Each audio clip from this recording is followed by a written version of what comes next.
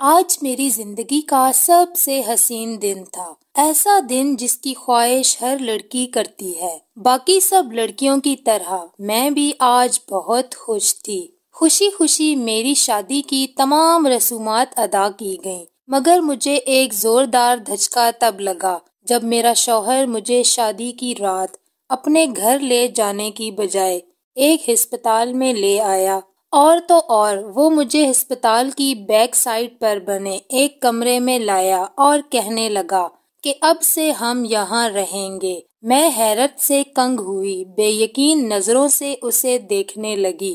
میں اس سے پوچھنے لگی کہ ہم یہاں کیا لینے آئے ہیں؟ ہمیں تو اس وقت اپنے گھر جانا چاہیے تھا، پھر ہم یہاں اپنی شادی کی پہلی رات ہی کیوں آ گئے؟ میرا شوہر میرے سوالات کے جوابات دینے ہی لگا تھا کہ اچانک اس کا فون بجنے لگا۔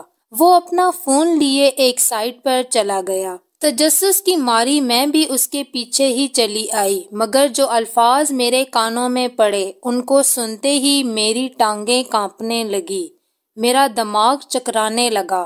میں مزید اس کی طرف کان جوڑے سننے لگی۔ میرا شوہر کسی سے کہہ رہا تھا کہ میں اسے اپنے ساتھ یہاں ہسپتال لے کر آیا ہوں، اور میں نے باس سے بات کر کے بیک سائڈ والا کمرہ لے لیا ہے، اسی لیے یہاں کوئی نہیں آئے گا، اور اس طرح ہم کسی کی بھی نظروں میں آئے بغیر اپنا کام بہت آسانی سے کر سکیں گے۔ تم بتاؤ، تم نے سارا انتظام کر دیا نا؟ اپنے شوہر کی یہ ساری باتیں سن کر میرا دل ایک دم گھبراہٹ کا شکار ہو گیا۔ مجھے ٹھنڈے پسینے آنے لگے، جبکہ میرا پورا جسم کانپنے لگا۔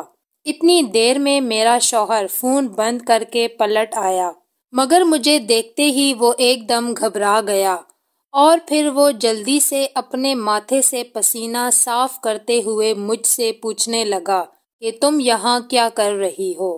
اس کے اس طرح پوچھنے سے میں فوراً ہوش میں آئی، اور پھر خود کو کمپوز کرتے ہوئے دھیرے سے مسکرائی اور کہنے لگی کہ بس ایسے ہی آپ کے پیچھے چلی آئی۔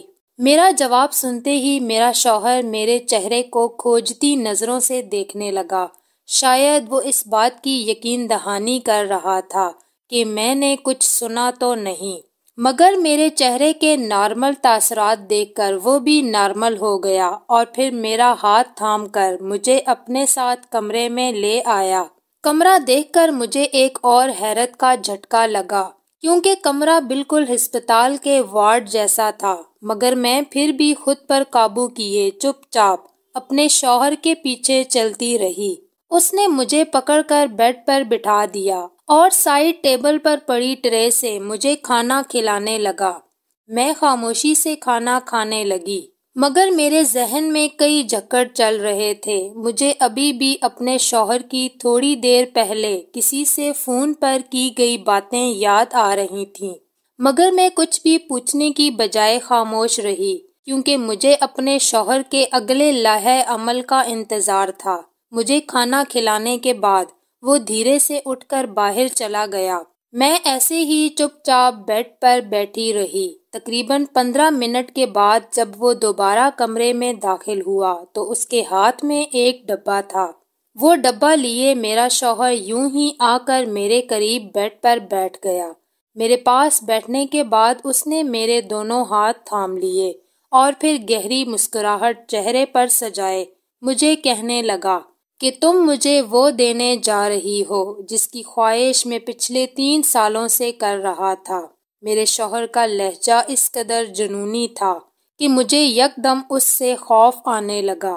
اس کی آنکھوں کی چمک مجھے ٹھٹکنے پر مجبور کر رہی تھی۔ ابھی میں اس کے الفاظ اور لہجے پر ہی غور کر رہی تھی کہ اچانک میرے شوہر نے اس ڈبے جو وہ ابھی اپنے ساتھ لایا تھا اس میں سے ایک انجیکشن نکالا اور جلدی سے میرے بازو پر لگا دیا۔ انجیکشن کے لگتے ہی یکدم میرا سر چکرانے لگا اور میری آنکھوں کے آگے اندھیرا چھانے لگا۔ میرے کچھ بھی پوچھنے یا کہنے سے پہلے ہی میں ہوش و خرد سے بیگانہ ہو کر بیڈ پر لڑک گئی۔ صبح تقریباً 10 بجے کے قریب میری آنکھ کھلی۔ آنکھ کھلتے ہی میرے منہ سے بے ساختہ ایک کرراہ نکلی کیونکہ میرا سر بہت زیادہ بھاری ہونے کی وجہ سے شدید درد کا باعث بن رہا تھا۔ میرا پورا وجود ٹوٹ رہا تھا۔ میں عجیب سی کیفیت میں مبتلا تھی۔ کچھ دیر یوں ہی چھت کو دیکھتے رہنے کے بعد میں ہمت کرتے ہوئے اٹھنے لگی کہ یکدم میری نظر اپنے جسم پر پڑی تو میری جان ہی نکل گئی۔ میں پھٹی پھٹی نظروں سے اپنا لباس دیکھنے لگی، کیونکہ میں نے رات جو عروسی لباس زیب تن کیا تھا وہ اب میرے جسم پر نہیں تھا، بلکہ ایک سادہ سا سوٹ میرے جسم کے ساتھ چپکا پڑا تھا۔ یہ دیکھتے ہی میرا وجود کانپنے لگا۔ کئی طرح کی سوچیں میرے ذہن میں گردش کرنے لگیں۔ مجھے بہت کچھ غلط ہونے کا احساس بہت شدت سے ہونے لگا۔ میں گھبراتے ہوئے جلدی سے ادھر ادھر دیکھنے لگی۔ میں نے بدحواسی میں پورے کمرے میں نظریں دوڑائیں تو مجھے میرا شوہر تو نظر نہیں آیا، مگر میری نظر فرش پر پوچھا لگاتی ایک عورت پر پڑی۔ میں نے حیرانگی سے اس عورت کو دیکھا، کیونکہ رات تک تو یہاں میرے اور میرے شوہر کے علاوہ کوئی نہیں تھا، تو یہ عورت یہاں کیسے آئی؟ وہ عورت بھی مجھے یوں دیکھ رہی تھی جیسے میں کوئی عجوبہ ہوں۔ اس کی نظریں مجھے بہت مشکوک لگ رہی تھی، مگر میں پھر بھی اس سے مخاطب ہوئے پوچھنے لگی کہ میرے کپڑے کس نے بدلے اور میرا شوہر کہاں ہے، اور تم یہاں کیا کر رہی ہو؟ کیا تمہیں میرے شوہر نے یہاں کام پر رکھا ہے؟ میرے سوالات سنتے ہی وہ کہنے لگی کہ مجھے آپ سے کسی بھی قسم کی گفتگو کرنے سے منع کیا گیا ہے، اسی لیے میں آپ کے کسی سوال کا جواب نہیں دے سکتی۔ وہ میرے منہ پر مجھے میرے سوالات کے جوابات دینے سے صاف انکار کرتی اپنا پوچھا اٹھا کر باہر چلی گئی، جبکہ میں حیرت میں ڈوبی چپ چاپ اس کا منہ تکتی رہی۔ میں ایک دم پریشان ہو چکی تھی کہ آخر میرے ساتھ یہ سب کیا ہو رہا ہے۔ آخر وہ کیسا انجیکشن تھا جو رات میرے شوہر نے مجھے لگایا تھا، اور تو اور یہ میرا شوہر یکدم کہاں غائب ہو گیا۔ ایک ہی دن میں اتنی عجیب حرکات و سکنات دیکھ کر مجھے عجیب ڈر سا لگنے لگا تھا۔ بے ساختہ مجھے خیال آیا کہ کہیں میرا شوہر میرے ساتھ کچھ غلط تو نہیں کر رہا۔ ان ساری سوچوں سے میرا دماغ پھٹنے لگا تھا۔ میں بالکل نڈھال ہو چکی تھی۔ میں دوبارہ بیڈ پر گر گئی اور خاموشی سے چھت کو گھورنے لگی۔ ابھی مجھے 5 منٹ ہی گزرے تھے کہ وہی عورت ہاتھ میں کھانے کی پلیٹ لیے اندر آئی، جبکہ اس کے پیچھے ہی میری ماں بھی اندر داخل ہوئی۔ اپنی ماں کو دیکھتے ہی میں خوشی سے اچھل پڑی۔ میں جلدی سے اپنا وجود گھسیٹتے ہوئے اٹھ بیٹھی۔ کام والی وہ ٹرے سائڈ ٹیبل پر رکھ کر جا چکی تھی، جبکہ میری ماں دھیرے دھیرے چلتی ہوئی میرے پاس آئی اور میرے پاس پہنچتے ہی مجھے یکدم بہت زور سے گلے لگا لیا، اور تو اور مجھے گلے لگاتے ہی میری ماں زور زور سے رونے لگی۔ اپنی ماں کی ایسی حالت دیکھ کر میں دنگ رہ گئی۔ میں نے تو ابھی اپنی ماں کو کل سے لے کر اب تک کے ہونے والے واقعات کے بارے میں کچھ بھی نہیں بتایا تھا، تو پھر میری ماں کس وجہ سے رو رہی تھی؟ میں نے اپنی ماں کا چہرہ اپنے دونوں ہاتھوں میں تھاما اور ان سے پوچھنے لگی کہ اماں کیا ہوا ہے؟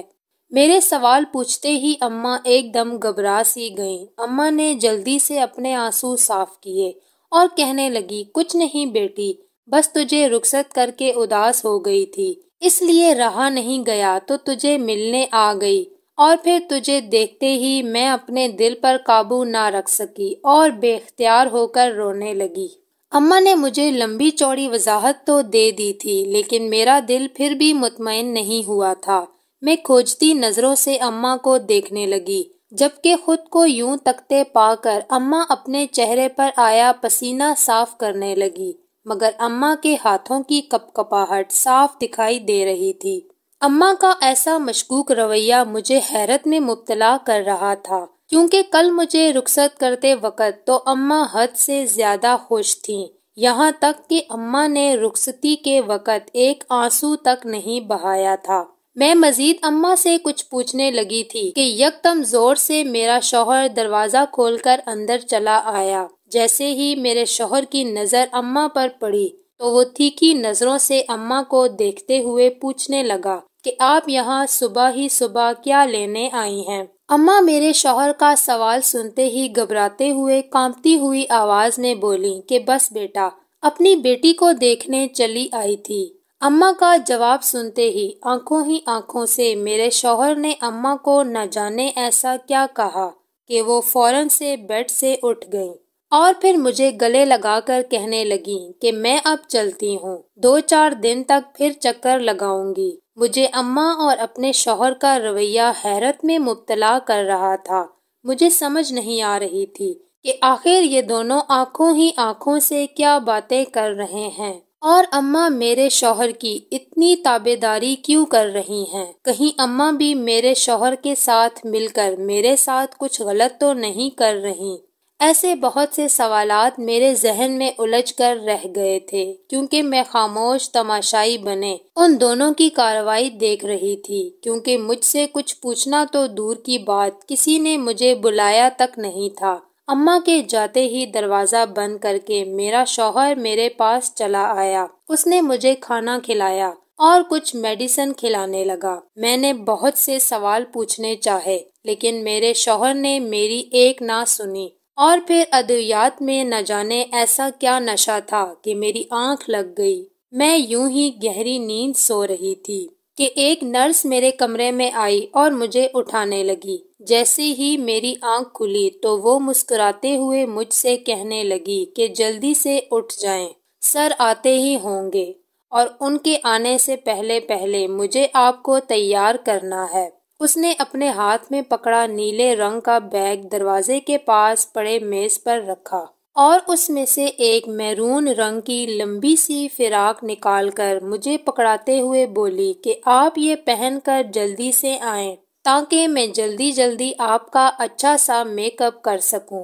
میں نیند سے بھری آنکھوں کو کھولتے ہوئے ناسمجھی سے اسے دیکھنے لگی تو وہ مجھے اچھے سے جھنجھوڑ کر بولی کہ پلیز جلدی کریں، ہمارے پاس ٹائم بہت کم ہے۔ مجھے حیرت کے جھٹکے لگ رہے تھے، کیونکہ ایک تو میرا شوہر روم میں نہیں تھا، اور دوسرا اس لڑکی کا یہاں ہونا اور ایسی باتیں کرنا۔ میرا سر چکرانے لگا۔ میں اپنی جگہ پر ویسے ہی بت بنے بیٹھی رہی تو وہ لڑکی زبردستی مجھے اٹھاتے ہوئے واش روم تک لائی اور مجھے وہ فراق تھما کر واش روم کے اندر دھکیل کر دروازہ بند کر گئی۔ میری سمجھ میں کچھ نہیں آ رہا تھا، نہ جانے میرے ساتھ کیا ہوئے جا رہا تھا۔ یہ سوچ کر بھی میرا دماغ پھٹ رہا تھا، اسی لیے میں خود کو وقت کے دھارے پر چھوڑتے ہوئے اس لڑکی کی دی گئی فراق پہنے باہر آ گئی۔ مجھے دیکھتے ہی وہ لڑکی مسکراتے ہوئے بولی کہ that's like a good girl, اب جلدی سے آئیں میں آپ کو تیار کروں۔ میں اس کی کسی بھی بات کا جواب دیے بنا چپ چاپ بیڈ پر جا کر بیٹھ گئی۔ میرے بیٹھتے ہی وہ لڑکی جھٹ سے اس نیلے بیگ سے بیوٹی باکس نکال کر لائی اور پھر جلدی ہاتھ چلاتے ہوئے مجھے اچھے سے تیار کرنے لگی۔ جیسے ہی وہ مجھے تیار کر کے فارغ ہوئی تو وہ مجھے ستائشی نظروں سے دیکھتے ہوئے مسکرانے لگی، اور پھر اس نے بڑا سا شیشہ میرے چہرے کے آگے رکھ دیا۔ جیسے ہی میری نظر شیشے سے ہوتے ہوئے اپنے چہرے پر پڑی تو بے ساختہ میرے ہونٹوں پر مسکراہٹ پھیل گئی۔ میں واقعی بہت خوبصورت لگ رہی تھی، اور اس لڑکی نے بلا شبہ بہت نفاست سے مجھے تیار کیا تھا۔ خود کو نہارتے یکدم ایک خیال سے میرا دل سکڑ کر رہ گیا۔ لاشعوری طور پر میرے ذہن میں ایک خیال آیا کہ آخر مجھے کس کے لیے اتنا تیار کیا جا رہا ہے، کیونکہ تیار تو میں کل بھی ہوئی تھی، مگر میرا تیار ہونا رائیگاں گیا تھا۔ تو پھر آج دوبارہ مجھے یوں کس طرح سجایا جا رہا تھا؟ کیا میرا شوہر مجھے آج معتبر ٹھہرانا چاہتا تھا، یا پھر کوئی اور وجہ تھی؟ میں انہی سوچوں میں گم تھی کہ مجھے خبر ہی نہ ہوئی کہ وہ لڑکی اپنا بیگ اٹھائے کب کی جا چکی تھی۔ میں یوں ہی خاموشی سے بیڈ کے کراؤن سے ٹیک لگائے آنکھیں موندے بیٹھی تھی کہ تقریباً رات 8 بجے کے قریب میرا شوہر کمرے میں داخل ہوا۔ اس نے آ کر دھیرے سے مجھے ہلایا تو میں جھٹ اٹھ بیٹھی۔ مجھے دیکھتے ہی وہ مسکرانے لگا، میرا داہنا ہاتھ تھام کر اپنے لبوں سے لگاتے ہوئے کہنے لگا کہ شائزہ نے واقعی تمہیں بہت پیارا تیار کیا ہے۔ اب تو کام کرنے میں مجھے اور میرے دوستوں کو واقعی بہت مزہ آئے گا۔ میرے شوہر کے الفاظ اور اس کے لب و لہجے نے مجھ پر حیرت کے پہاڑ توڑ دیے۔ میں بے یقینی سے اس کی طرف دیکھنے لگی۔ مجھے دیکھتے ہی وہ یکدم زور زور سے ہنسنے لگا اور کہنے لگا کہ تمہیں میری باتوں پر دھیان دینے کی ضرورت نہیں ہے، میں تو بس یوں ہی بول رہا ہوں۔ تم چلو جلدی سے کھانا کھا لو، کیونکہ پھر تمہارے جسم کو بہت مشقت بھی تو کرنی ہے نا۔ اتنا کہتے ہی وہ کھانے کی ٹرے میرے آگے رکھے مجھے کھانا کھلانے لگا۔ میں کٹ پتلی بنے چپ چاپ اس کی کہی باتوں پر عمل کرنے لگی، جبکہ میرا دماغ بہت سے سوالات اور الجھنوں سے پھٹا جا رہا تھا۔ مجھے میرے شوہر کی باتیں حیران اور پریشان کر رہی تھیں، اور پھر اس کی آنکھوں کی چمک دیکھ کر میرا دل ڈوب رہا تھا۔ کھانا کھانے کے درمیان میرے شوہر نے مجھے ایک لفظ نہ کہنے دیا، اسی لیے جیسے ہی کھانا ختم ہوا میں جلدی جلدی بولنے لگی، اور میرا شوہر فوراً اٹھ کر باہر چلا گیا۔ اور جب وہ واپس آیا تو اس کے ہاتھ میں کل والا وہی باکس تھا جس میں سے اس نے مجھے انجیکشن نکال کر لگایا تھا۔ آج پھر وہی انجیکشن دیکھ کر میرے اوزان خطا ہونے لگے، میرے ہاتھ پیر بے ساختہ کانپنے لگے، اور میرے دل میں فوراً سے خیال آیا کہ کیا آج پھر میرا شوہر مجھے بے ہوش کر کے بے بس کرنے والا ہے۔ میں آج پھر ہوش و حواس سے بیگانہ نہیں ہونا چاہتی تھی،